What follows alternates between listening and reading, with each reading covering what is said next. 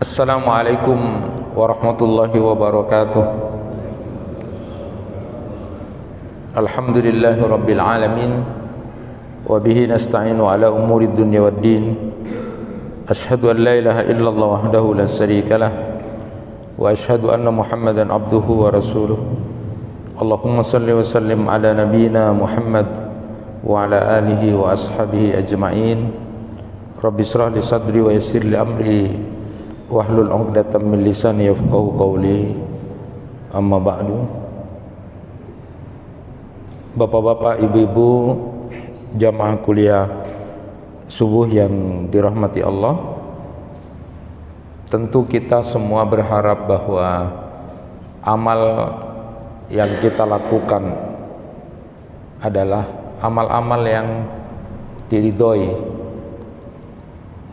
dicintai oleh Allah Subhanahu wa taala, dan kita berusaha untuk menjauhi amal-amal yang kemudian tergolong maksiat, terlebih dosa besar. Oleh karena itu, pada kesempatan kali ini dalam pengembangan akhlak pribadi, kita ingin menyampaikan tentang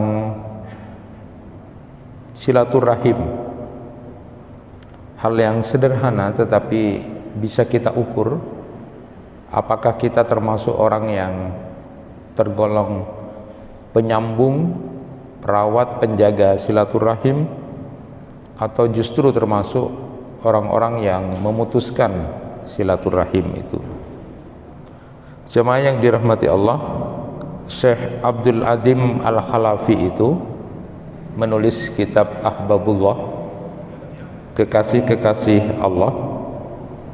Di kitab beliau itu dikelompokkan ada 40 kelompok orang-orang yang dicintai oleh Allah Subhanahu wa taala. Di antara 40 kelompok itu, kelompok ke-29 adalah kelompok orang-orang yang rajin menjaga, merawat, bahkan menyambung silaturahim. Allah senang, Allah mencintai kelompok orang-orang yang seperti itu.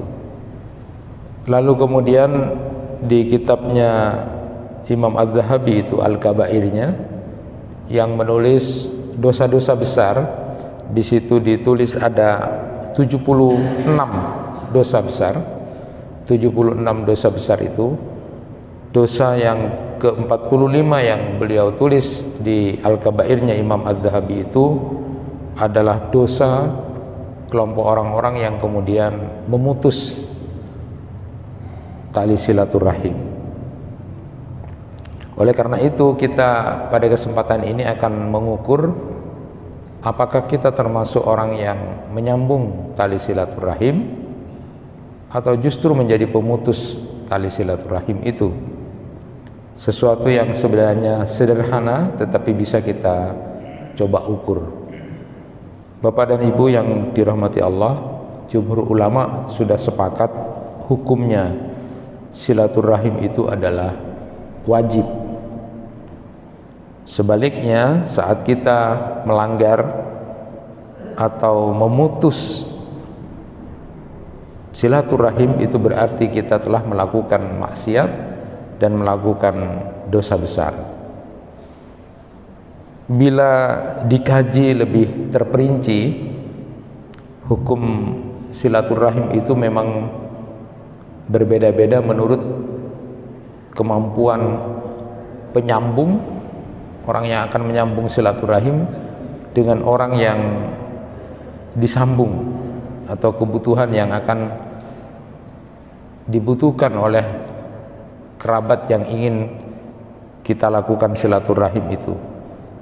Bisa media untuk kita melakukan silaturahim itu dengan jalan memberi bantuan secara material, kemudian kunjungan termasuk salam dan sebagainya. Bahkan Rasulullah sallallahu alaihi wasallam bersabda, "Bullu arhamakum walau bisalam." Sambunglah hubungan silaturahim itu walaupun hanya sekedar salam, artinya ada perbincangan, ada interaksi, ada komunikasi kepada kerabatnya itu, walau hanya dengan salam. Imam An-Nawawi itu menulis di Syarah Muslimnya itu, jadi silaturahim itu bisa dilakukan tergantung kondisi orang yang menyambung dan yang disambung. Jadi bisa dengan hal-hal tadi yang disebutkan, dengan jalan memberi bantuan fisik, kunjungan dan sebagainya. Nah, jemaah yang dirahmati Allah, kita batasi dulu apa yang dimaksud dengan arham itu. Jadi arham itu adalah kedua orang tua, lalu kemudian saudara laki-laki dan perempuan, kemudian bibi dan paman dari ayah atau ibu kita. Nah, itu arham ya. Saya ingin sampaikan di sini untuk memahami dulu tentang dalil-dalil di dalam ayat-ayat Al-Quran maupun hadis Nabi. Di antara beberapa ayat yang banyak berbicara tentang silaturahim, saya sampaikan beberapa saja, dan beberapa hadis Rasulullah SAW untuk kita kemudian bisa lebih sedikit paham tentang kedudukan silaturahim ini. Karena kayaknya sederhana, tetapi kemudian saat mengkaji lebih dalam ternyata dahsyat sekali silaturahim itu. Baik itu nanti efeknya di akhirat maupun juga pemutus silaturahim juga efeknya akan berbahaya sekali kalau itu tidak dijalankan. Nah, yang pertama dalilnya di dalam Quran surat An-Nisa, potongan ayat yang kita ambil yang biasanya dibaca oleh khatib Jumat. Wattaqullahu tasaaluna bihi wal arham. Bertakwalah kepada Allah yang dengan namanya kalian saling meminta, dan peliharalah hubungan kekeluargaan. Itu yang pertama. Jadi disandingkan dengan bertakwa kepada Allah, pelihara juga hubungan kekeluargaan. Kemudian di Quran surat Muhammad ayat 23, fahal asaitum in tawallaitum an tufsidu fil ardi wa tuqatti'u arhamakum ulaika alladhina la'anahumullah fa asammahum wa a'ma absarakum. Maka apakah sekiranya kalian berkuasa, kalian akan berbuat kerusakan di bumi dan memutuskan hubungan rahim kekeluargaan kalian. Mereka itulah orang-orang yang dilaknat oleh Allah, lalu Allah membuat mereka tuli dan membutakan penglihatan mereka. Quran surat Muhammad 23. Jadi di sini diingatkan, apakah ketika nanti suatu saat kalian punya kuasa, berkuasa, akan justru melakukan kerusakan di muka bumi ini, dan lalu kemudian kamu akan merusak hubungan rahim atau kekeluargaan kalian. Orang yang begini ini, orang yang diberi kesempatan berkuasa, orang yang diberikan kesempatan untuk memimpin, tapi kok lalu kemudian merusak misalnya, atau kemudian dia dengan kekuasaannya atau kemudian dengan keadaan kondisinya dia memutuskan hubungan kekeluargaan, maka mereka itulah orang-orang yang dilaknat, kata Allah. Allah akan buat mereka tuli dan kemudian butakan penglihatan mereka. Jadi posisinya sangat ditekankan oleh Allah Subhanahu wa taala, jangan sampai kemudian merusak hubungan kekeluargaan. Saya ingin sampaikan juga beberapa hadis Nabi sallallahu alaihi wasallam. Yang pertama dari Anas bin Malik radhiyallahu an, Rasulullah sallallahu alaihi wasallam bersabda, innar rahima sujnatun mutamassikatun bil arsh takallama bilisani dzulab Allahumma sil man wasalani waqta man qata'ani fayaqulu tabarakallahu ta'ala ana rahmanur rahim wa inni syaqaqtu lirrahim min ismi faman wasalaha wasaltuhu wa man nakasaha nakastuhu. Rawahul Bukhari. Sesungguhnya rahim, hubungan kekeluargaan itu adalah sebuah akar yang terkait dengan aras. Jadi rahim, hubungan kekeluargaan itu terkait dengan aras. Dia berbicara dengan bahasa yang jelas. Jadi rahim ini atau hubungan kekeluargaan ini berbicara dengan jelas. Ya Allah, sambunglah siapa yang menyambungku, dan putuslah siapa yang memutusku. Maka lalu Allah tabaraka wa ta'ala berfirman, aku yang maha pengasih, maha penyayang. Sesungguhnya aku memberi nama rahim dari namaku, maka barang siapa menyambungnya, maka aku menyambungnya, dan barang siapa yang memutusnya, maka aku akan memutusnya. Rawahul Bukhari. Ini luar biasa buat perhatian kita bahwa langsung ya, sujinatun mutamassikatun bil ars. Jadi rahim itu, hubungan kekeluargaan itu adalah sebuah akar yang terkait dengan ars. Betapa bagusnya kalau kemudian itu terawat, terjaga, dan betapa jeleknya dan berbahayanya kalau kemudian terputus. Kemudian berikutnya riwayat dari Abu Dzar radhiyallahu an, dia berkata, "Ausani khalili alla ta'khudani fillahi laumata laim wa ausani bisilatir rahim wa in adbarat." Kekasihku, kata Abu Dzar Al-Ghifari, Nabi sallallahu alaihi wasallam berwasiat kepadaku agar aku tidak takut di jalan Allah terhadap celaan orang yang mencela.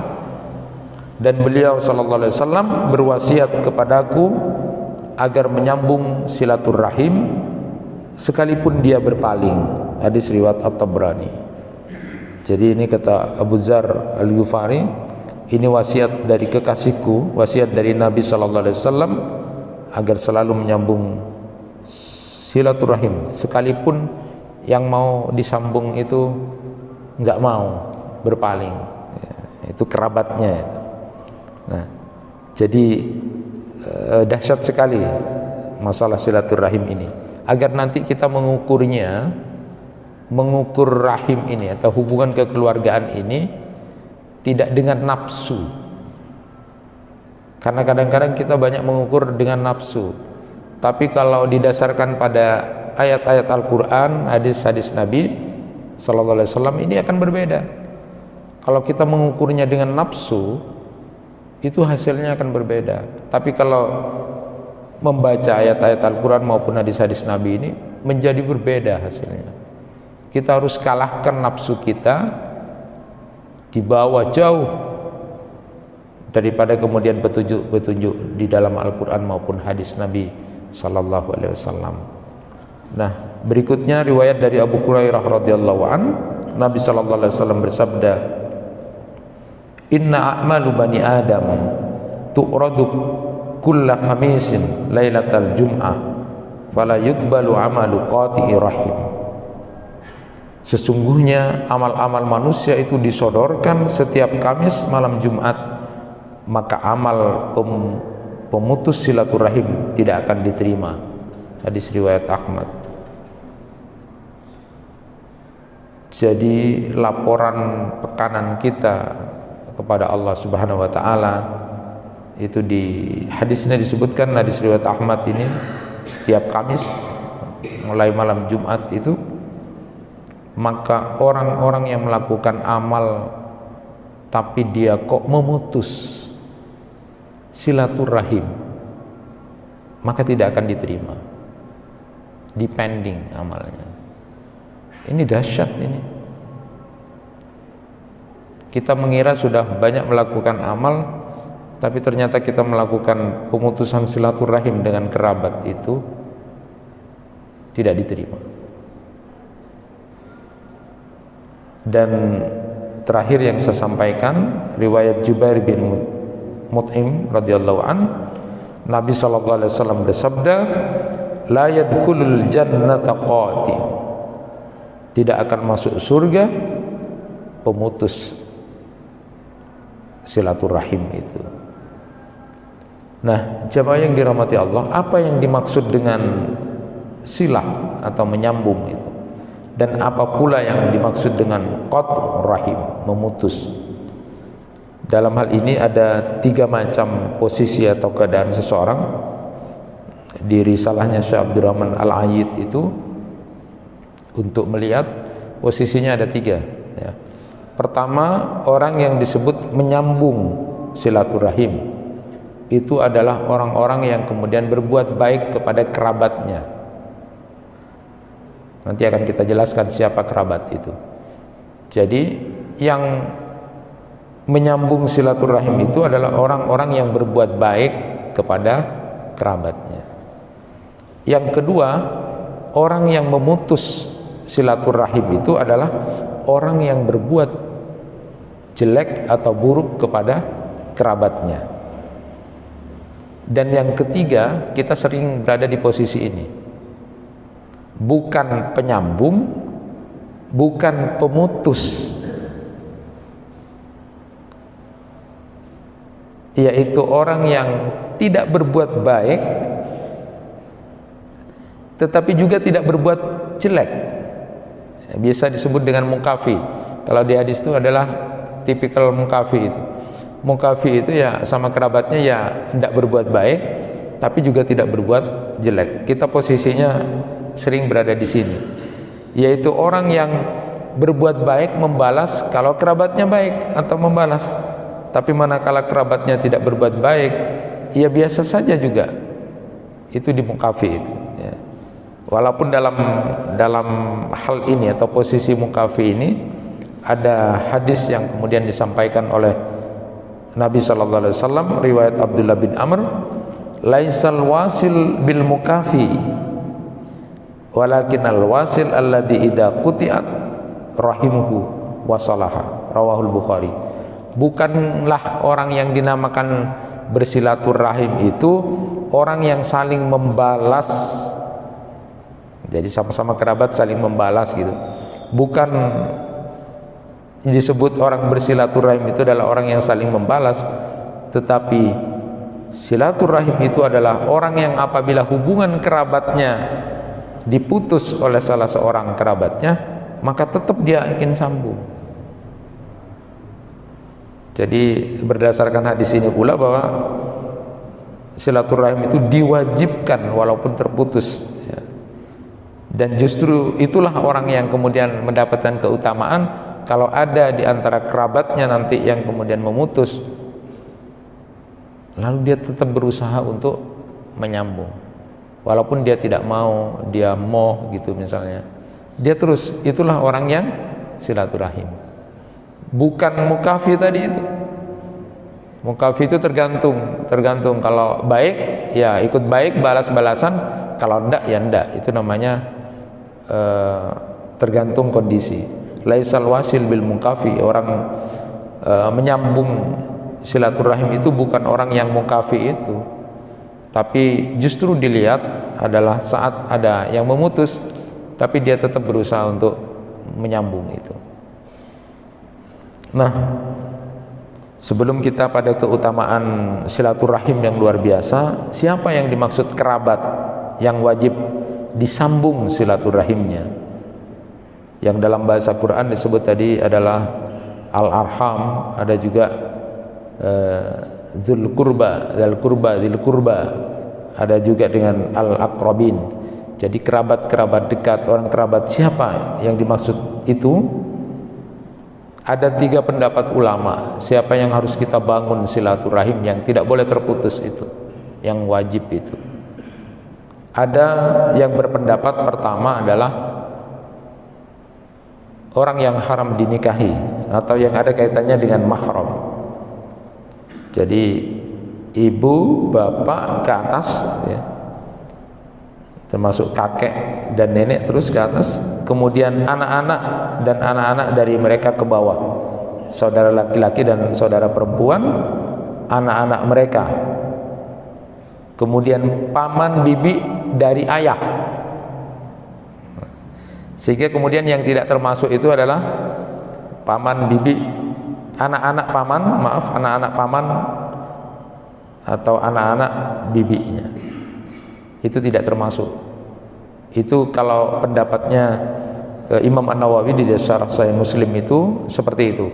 Jadi yang tidak termasuk yang ada kaitannya dengan yang tidak boleh dinikahi. Jadi yang sepupu itu tidak wajib. Yang sepupu tidak wajib. Karena masih bisa dinikahin ya. Menikah pada sepupu itu boleh. Jadi ini tidak wajib hubungannya. Itu didasarkan pada hadis Nabi bahwa tidak boleh kemudian menggabungkan antara bibi dengan anak ya. Sehingga kemudian dua pernikahan itu tidak boleh, sehingga tidak wajib untuk yang sepupu anak-anak dari paman atau bibi karena bisa menikah. Ini pendapat pertama. Jadi selain sepupu. Kemudian yang kedua, Imam Al-Qurtubi itu berpendapat di tafsir beliau itu yang saling mewarisi. Nah, kalau yang saling mewarisi ini artinya ini yang keluar atau tidak masuk adalah paman atau bibi dari pihak ibu. Jadi saudara-saudara ibu kita, paman atau bibi dari saudara ibu kita, itu tidak termasuk yang tidak wajib. Walaupun pendapat ini juga ditentang karena ada hadis Nabi yang menyatakan al-khalatu bimanzilatil bibi dari pihak ibu itu adalah seperti ibu. Jadi pendapat ulama yang pertama didasarkan pada yang tidak boleh dinikahi atau mahram itu. Kemudian pendapat yang kedua adalah yang mewarisi. Tapi kemudian yang pendapat yang ketiga, pendapat ketiga itu adalah umum. Jadi mencakup siapapun yang tercakup dalam hubungan kekeluargaan. Jadi setiap kerabat dari pihak ibu atau bapak ke atas, ke samping, termasuk juga anak-anaknya, termasuk sepupu, termasuk bibi dan paman dari ibu, itu semuanya adalah kerabat. Itu adalah al-aqrabin, itu adalah al-arham itu. Cuma memang tata cara silaturahimnya itu berbeda-beda atau beragam. Ada yang perlu intens, ada yang ya mungkin tidak terlalu intens sesuai kebutuhan, ada juga yang kemudian justru sebisanya. Dan media yang bisa dipakai itu adalah bisa dengan harta, kunjungan, bantuan, salam, komunikasi dan sebagainya. Nah, jamaah yang dirahmati Allah, sebelum kita lanjut, kita ingat dulu sebuah riwayat yang luar biasa bagaimana kondisi Rasulullah SAW saat beliau pertama kali mendapatkan wahyu dari Allah. Ini cerita yang sudah masyhur, tetapi kadang-kadang kita sederhanakan. Dan ini luar biasa pengakuan dari istri beliau tercinta Khadijah. Saat Rasulullah SAW datang dari Gua Hira, itu diceritakan, lamma raja'a Rasulullah SAW minal ghar ba'da an ja'a Jibril li awwali marrah raja'a yarjufu fu'adu fadakhala ala Khadijah binti Khuwailid faqala zammiluni fazammaluhu hatta dhahaba anhu ar-raw faqala li Khadijah wa akhbaraha al-khabar laqad khasitu ala nafsi faqalat Khadijah kalla wallah ma yuhzikallahu abada innaka latasilur rahim wa tahmilul kalla wa taksibul magdum wa taqid dhaif wa tu'inu ala nawaibil haqq. Jadi ketika Nabi Muhammad SAW datang dari Gua Hira itu, ketika telah bertemu dengan malaikat Jibril untuk pertama kalinya, maka beliau lalu pulang ke rumah dalam keadaan hati yang begitu sangat terguncang. Kemudian berkata kepada Khadijah, istri tercintanya, dan ini romantisnya seorang istri luar biasa, menyenangkan, menenangkan suami. Tugas seorang istri adalah menyenangkan dan menenangkan suami. Jadi saat pulang dalam keadaan gundah gulana Rasulullah karena mendapatkan wahyu itu, beliau lalu mengatakan, selimuti aku, selimuti aku.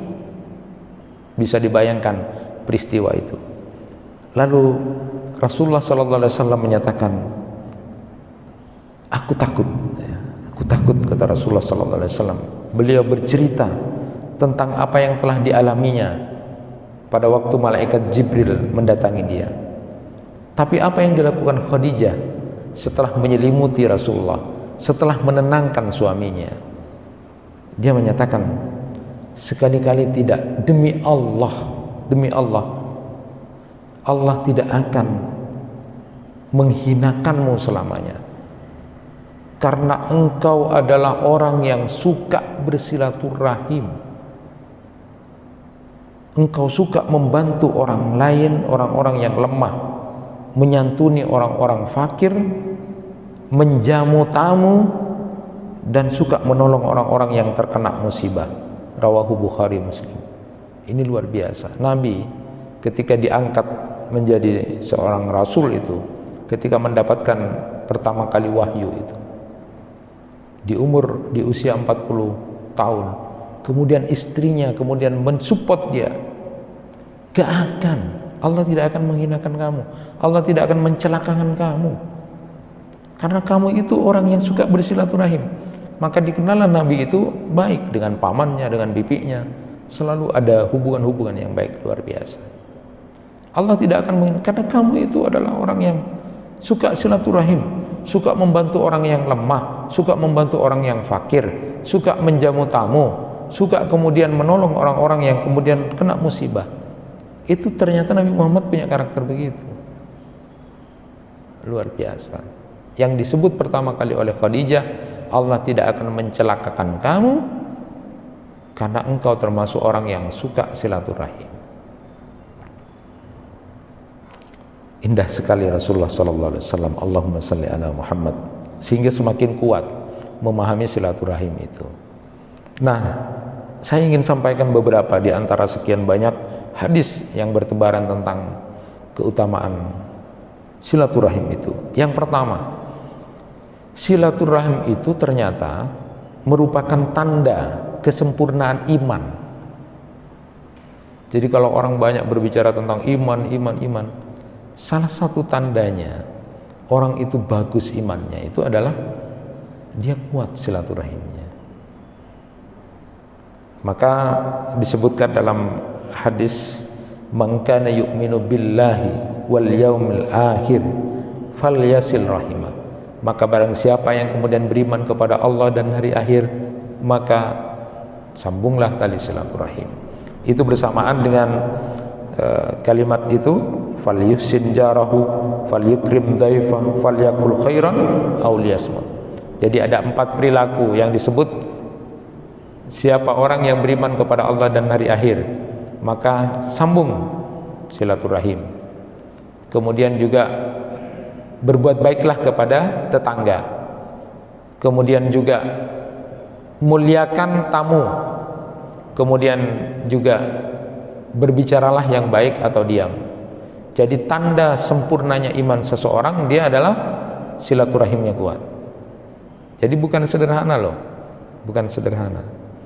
Yang kedua, silaturahim itu bisa membuat dicintai oleh Allah dan kemudian dicintai oleh kerabat-kerabatnya. Riwayat Abu Hurairah radhiyallahu anhu, Nabi sallallahu alaihi wasallam bersabda, "Inna silatar rahim mahabbatun fil ahli, masratun fil mal, mansa'atun fil asar." Sesungguhnya silaturahim itu mengundang cinta keluarga, memperbanyak harta, dan kemudian menunda kematian. Hadis riwayat At-Tirmidzi. Jadi ada kecintaan kerabat, ada kecintaan keluarga. Dan selalu yang saya baca ini luar biasa. Efek yang bisa dirasakan dari silaturahim itu adalah urusan memperbanyak harta atau rizki, termasuk umurnya panjang. Sesuai dengan hadis Nabi yang berikutnya yang sudah masyhur, riwayat Anas bin Malik, "Man ahabba ayyubsata lahu fi rizqihi wa yunsa'a lahu fi asarihi falyasil rahimah." Siapa orang yang ingin rezekinya kemudian dilapangkan dan kemudian ajalnya kemudian akan ditunda atau diakhirkan, maka hendaklah silaturahim. Berikutnya, balasan bagi orang yang suka silaturahim ini cepat. Allah akan berikan kemakmuran di rumahnya, rezekinya akan dimurahkan di rumahnya. Maka tentu sebaliknya, yang tercepat juga balasan ketidakbaikannya itu adalah memutus tali silaturahim. Riwayat Abu Hurairah radhiyallahu anhu, Nabi sallallahu alaihi wasallam bersabda, "Inna ajalat ta'ati sawaban la silaturahim, hatta inna ahlal bait la yakunu fajara fatam amwalahum wa yaksuru adaduhum idza tawasalu." Ya. Karena memang silaturahmi ini tidak hanya sekedar hubungan antar kerabat, namun lebih dari itu. Ya, berdasarkan riwayat Abu Hurairah radhiyallahu anhu tadi itu, karena menyebabkan hubungannya langsung ke aras. Saat kita membangun hubungan kekeluargaan yang baik itu langsung ke aras. Jadi efeknya cepat sekali untuk diberikan balasan. Begitu sebaliknya, yang memutus itu cepat juga balasannya. Berikutnya disebutkan bahwa satu amalan yang bisa memasukkan ke surga tanpa lagi mampir ke neraka atau tanpa kena azab, maka adalah silaturahim. Saat Rasulullah SAW pertama kali datang ke Madinah, dan ini adalah program besar untuk membuka sebuah peradaban yang disampaikan oleh Rasulullah SAW di depan banyak orang, "Ya ayyuhan nas afsus salam wa at'imut ta'am wasilul arham wasallu bil laili wan nasu niyam tadkhulul jannah bisalamin." Wahai manusia, sebarkan salam, sebarkan kedamaian, sebarkan kasih sayang, tidak ada permusuhan, semuanya sayang-sayang, salam, salam. Lalu kemudian beri makan, sambung persaudaraan kekerabatan itu, dan sholatlah di malam hari di saat banyak orang tidur. Kamu akan masuk surga tanpa kemudian kena adab atau tanpa mampir ke neraka. Jadi salah satu amalan yang kemudian bisa membawa kepada surga tanpa kemudian mampir ke neraka adalah silaturahim. Karena itu adalah amalan yang dicintai oleh Allah. Di hadis yang lain disebutkan ketika ada sahabat yang bertanya, "Ayyul a'mal ahabbu ilallah?" Qala al-imanu billah. Qala summa ma? Qala summa silaturahim. Ketika ada sahabat yang bertanya, amalan yang paling dicintai Allah apa? Rasulullah kemudian menjawab, iman kepada Allah. Lalu apa? Silaturahim. Nah, berikutnya, nanti di akhirat, rahim atau hubungan kekeluargaan ini bersaksi bagi penyambungnya bahwa dia telah menyambungnya pada hari kiamat. Dari Ibnu Abbas radhiyallahu anhuma, Rasulullah sallallahu alaihi wasallam bersabda, "Wa kullu rahim atiyatun yaumal qiyamah amama sahibaha tashhadu lahu bisilatin in kana wasalaha wa alaihi biqati'atin in kana qata'aha." Setiap rahim datang pada hari kiamat di depan pemiliknya nanti dia bersaksi untuk membelanya bahwa dia telah menyambungnya jika dia memang menyambungnya, dan bersaksi untuk melawannya bahwa dia telah memutusnya jika dia memang memutusnya. Hadis riwayat Bukhari. Silaturahim itu juga menghindarkan pelakunya dari cara kematian yang buruk. Riwayat Ali bin Abi Thalib radhiyallahu an, Nabi sallallahu alaihi wasallam bersabda, "Man sarrahu ayyamudda lahu fi umrihi wa yuwassa' lahu fi rizqihi wa yudfa'u anhu mitatus su' falyattaqillah wal yasil rahimah." Jadi silaturahmi itu adalah bisa menghindarkan pelakunya dari kematian yang buruk. Jadi di sini diperintahkan untuk kemudian bertakwa kepada Allah dan membangun silaturahim agar kita terhindar dari kematian yang tidak baik itu. Nah, dan yang menarik jamaah yang dirahmati Allah, bahwa akhlak yang paling utama penduduk dunia dan akhirat itu adalah ternyata sebagaimana kemudian diceritakan oleh Uqbah bin Amir ketika dia bertemu dengan Rasulullah, saling tergesa-gesa ketemu.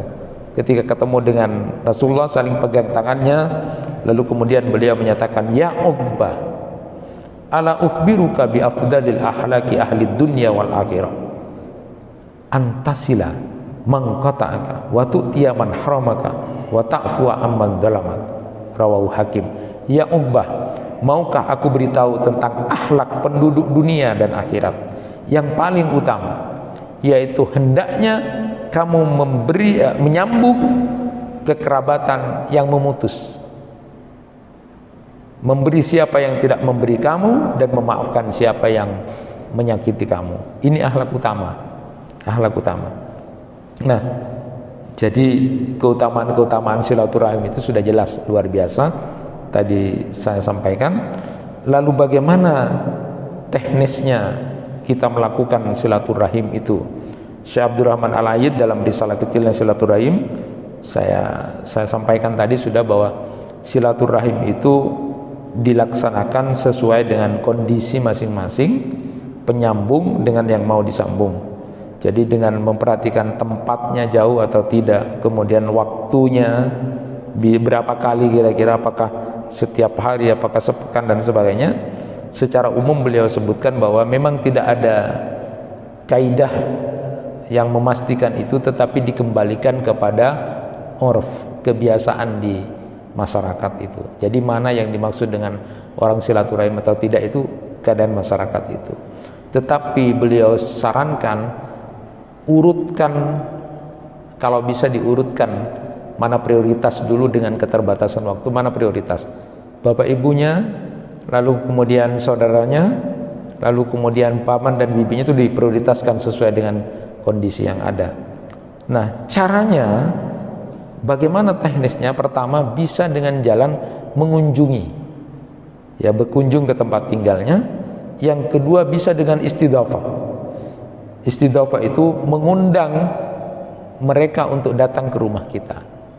Ya, biasanya sekarang populer dengan arisan keluarga, itu bagus, itu tradisi yang bagus, ya.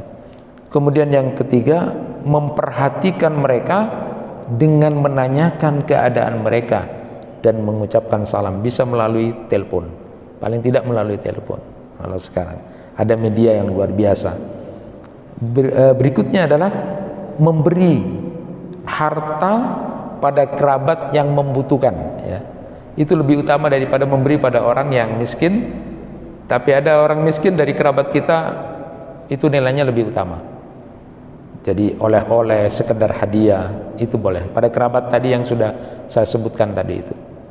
Nabi SAW bersabda, "Inna sadaqata 'alal miskin sadaqah, wa 'ala dzirrahim isnatan sadaqah wasilah."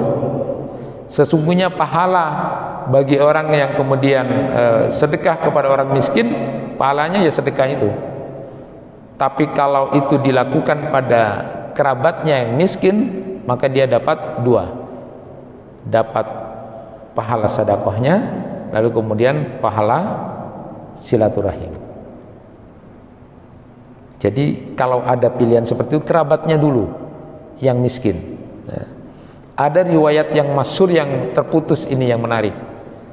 Jadi ketika cerita tentang Abu Talha, seorang yang paling banyak harta dan kebun kurmanya, orang Ansor itu, dia punya kebun Bayruha ya, yang menghadap ke Masjid Nabawi. Itu yang cerita yang sangat luar biasa. Tapi terputusnya di sini. Ketika ayat Al-Qur'an turun, lan tanalul birra hatta tunfiqu mimma tuhibbun, tidak dikatakan satu kebaikan kalau belum memberikan infak yang paling dicintai. Nah, Abu Talha ini kemudian dipuji ceritanya karena menginfakkan kebunnya yang paling dicintai itu. Dia datang kepada Rasulullah SAW lalu menyerahkan, ini sesuatu yang paling aku cintai karena ada ayat yang turun seperti ini. Rasulullah gembira dengan apa yang dilakukan Abu Talha. Biasanya ceritanya sampai di sini. Hebatnya para sahabat, ketika ada ayat langsung dijalankan, langsung diberikan yang terbaik, yang tercinta. Nah, ceritanya biasanya sampai di situ. Ternyata ada yang menarik. Ketika kemudian Rasulullah memuji Abu Talha yang sudah memberikan hartanya yang paling dicintai itu, lalu kemudian Nabi mengatakan begini, wa inni ara an taj'alaha fil aqrabin. Tetapi menurut pendapatku, ya Abu Talha, cobalah engkau berikan kepada kerabat-kerabatmu saja. Jadi fisabilillahnya yang dicintai itu berikan kepada kerabat-kerabatmu yang tidak punya, yang butuh itu. Lalu kemudian dengan serta-merta Abu Talha siap saya laksanakan ya Rasulullah. Lalu dia membagi-bagikan kepada kerabat-kerabatnya, termasuk kepada anak-anak pamannya yang membutuhkan. Ini yang ceritanya terpotong di sini. Jadi harta yang diberikan fisabilillah itu kan menyambut ayat lan tanalul birra hatta tunfiqu mimma tuhibbun. Belum dikatakan kebaikan sebelum memberikan yang paling dicintai. Nah, ceritanya Abu Talha langsung kebunnya yang luar biasa itu, yang sangat dicintai itu karena memang bagus luar biasa, Bayruha itu diberikan, ini fisabilillah. Tapi terpotong di situ. Ternyata itu oleh Rasulullah disuruh berikan kepada kerabatnya saja. Coba pilih kerabatmu yang nggak punya, yang butuh. Hanya dibagi-bagi kepada kerabatnya yang memang butuh, kepada anak-anak pamannya dan kepada kerabatnya yang butuh. Nah, itu cara berikutnya, teknisnya adalah menghormati yang lebih tua dari kerabat itu, menyayangi yang muda, mendudukkan mereka pada tempat yang layak, berpartisipasi dalam setiap kegiatan. Jadi kalau ada kerabatnya yang punya tasyakuran, ada acara selamatan, pernikahan atau acara apapun, ikut berpartisipasi. Itu bagian dari teknis silaturahim. Kemudian tentu kalau sakit dijenguk, memenuhi undangannya, mendoakan, tidak membenci, berusaha untuk tetap damai kalau ada sedikit konflik, lalu mengajak pada jalan-jalan kebaikan, saling menasihati, dan bila meninggal kemudian kita urus sampai bisa di penguburan. Terakhir, jamaah yang dirahmati Allah, ada dua pertanyaan yang sering muncul. Bagaimana kalau menyambung tali silaturahim itu, tapi kerabat yang akan kita datangi itu gak mau atau mau, mungkin ada clash, kemudian tidak memaafkan, atau mungkin gak seneng. Bagaimana sikap kita? Dan kemudian bisa tidak diukur kita sudah termasuk orang penyambung silaturahim atau tidak? Ini dua hal penting. Saya sampaikan dua hadis Nabi mengakhiri kajian ini. Yang pertama jawabannya berdasarkan riwayat Abu Hurairah radhiyallahu an, anna rajulan qala ya Rasulullah, inna li qurabatan asiluhum wa yaqta'uni wa usinu ilaihim wa yusiuna ilayya wa ahlumu anhum wa yajhaluna alayya.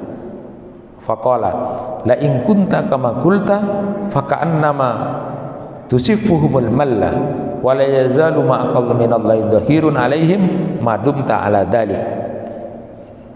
Bahwa seorang laki-laki datang kepada Rasulullah dan berkata, ya Rasulullah, sesungguhnya aku punya kerabat, aku menyambung silaturahim dengan mereka, tetapi mereka memutus hubungannya denganku. Aku berbuat baik kepada mereka, tetapi mereka berlaku buruk kepadaku. Aku ramah kepada mereka, tetapi mereka masa bodoh kepadaku. Maka Nabi Shallallahu Alaihi Wasallam menjawab, berkomentar tentang apa yang disampaikan oleh orang ini. Dan ini mungkin pertanyaan-pertanyaan umum yang sering muncul, persis seperti orang ini sudah ditanyakan pada Rasulullah. Punya kerabat, disambung mau disambung tidak mau, kemudian ketika aku mau berbuat baik kepada dia, justru dia berbuat jelek. Ketika aku ramah sama dia, tapi justru dia berlaku cuek, tidak ngerekan. Apa jawab Rasulullah SAW? Bila engkau seperti apa yang kamu katakan, maka kamu seolah-olah telah membuat mereka bosan. Ya, dalam terjemah yang lain itu disebutkan dengan seolah-olah kamu telah memberi bara api kepada dia, abu panas, sehingga kemudian mereka tidak suka. Maka jika engkau tetap melakukan itu, Allah akan menolong kamu dalam menghadapi mereka selama engkau seperti itu. Jadi biarkan, tetap lakukan itu, maka Allah nanti yang akan memberikan pertolongan terhadap apapun yang kamu lakukan. Artinya jangan berhenti walaupun terjadi seperti itu, teruslah, karena perilaku kita langsung di ars. Jadi walaupun kita dijelekin, kita sudah berusaha tapi begitu, berusaha tapi dijelekin, teruslah, jangan pernah berhenti, karena itu urusannya lain sudah. Allah yang akan memberikan pertolongan. Kemudian yang terakhir, bisakah mengetahui, mengukur apakah kita termasuk penyambung silaturahim atau justru pemutus? Maka jawabannya bisa. Menurut Nabi SAW, ada orang yang bertanya kepada Nabi, apakah kita termasuk orang berbuat baik atau tidak itu? Qala rajulun li Rasulillah sallallahu alaihi wasallam, kaifa li an a'lama idza ahsantu wa idza asatu? Qala Nabi sallallahu alaihi wasallam, idza sami'ta jiranaka yaquluna angkat ahsanta faqad ahsanta, wa idza sami'tahum yaquluna qad asata faqad asata. Seorang laki-laki bertanya kepada Rasulullah, bagaimana supaya aku tahu bahwa aku telah berbuat baik atau telah berbuat buruk? Nabi SAW menjawab, bila engkau mendengar tetangga-tetanggamu berkata bahwa engkau telah berbuat baik, maka sungguh engkau telah berbuat baik. Dan apabila engkau mendengar mereka berkata bahwa engkau telah berbuat buruk, maka sungguh engkau telah berbuat buruk. Hadis riwayat Ibnu Majah. Jadi bisa kamu mengukur kerabat-kerabat yang saya sebut tadi, bapak ibu, kakek nenek, paman bibi, anak-anaknya, semuanya, semua menyatakan sampean bagus silaturahimnya, maka kamu sudah betul.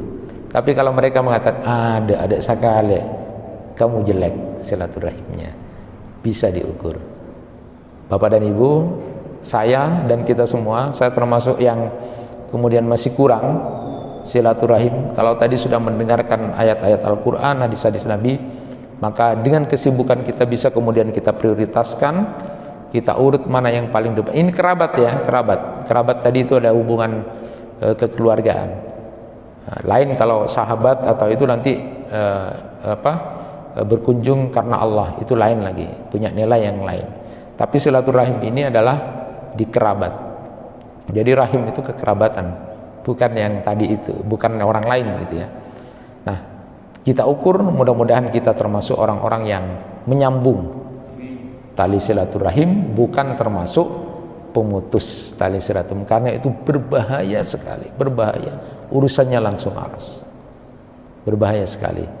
Itu yang bisa disampaikan, mudah-mudahan bermanfaat, sehingga kemudian ibadah-ibadah yang kita lakukan, amal-amal yang kita lakukan dibarengi dengan kebaikan akhlak kita, termasuk diantaranya adalah selalu menjaga merawat silaturahim, bahkan menyambung.